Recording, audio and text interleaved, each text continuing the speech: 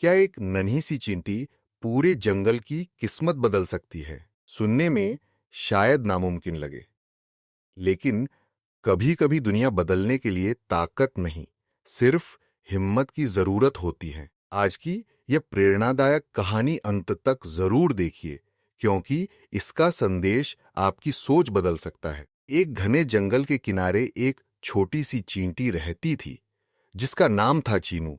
हर दिन वह जंगल के बड़े-बड़े जानवरों को देखती और सोच में पड़ जाती। हाथी अपनी ताकत से बड़े-बड़े पेड़ गिरा देता था। शेर की एक दहाड़ से पूरा जंगल कांप उठता था। पक्षी खुले आसमान में ऊंची उड़ान भरते थे। यह सब देखकर चीनू उदास हो जाती और खुद से कहती, मैं तो इतनी छोटी हूं, मेरी क्या अहमियत है? मैं किसी के किस काम आ सकती हूं? एक दिन अचानक जंगल में भयानक आग लग गई। चारों तरफ धुआं ही धुआं फैल गया। जानवर अपनी जान बचाने के लिए इधर-उधर भागने लगे। हर किसी को सिर्फ अपनी चिंता थी, लेकिन चीनू रुकी नहीं। वह पास बह रही नदी तक गई।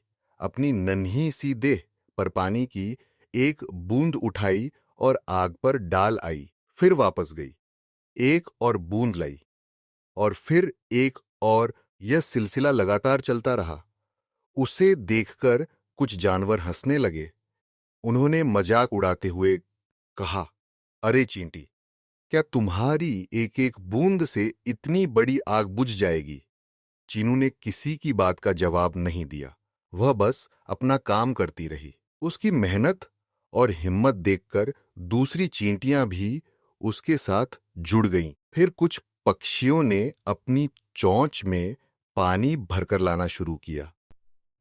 धीरे धीरे बंदर, हिरण, हाथी और जंगल के दूसरे जानवर भी मदद के लिए आगे आ गए। अब पूरा जंगल एक साथ आग बुझाने में जुट गया।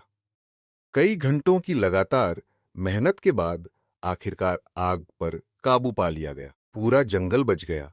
तभी एक बूढ़ा पक्षी चीनू के पास आया और मुस्कुराते हुए बोला, बेटी, तुम्हारी एक बूंद ने आग नहीं बुझाई, लेकिन तुम्हारी हिम्मत ने पूरे जंगल को जगा दिया। अगर तुम पहला कदम न उठाती, तो शायद कोई भी आगे नहीं आता।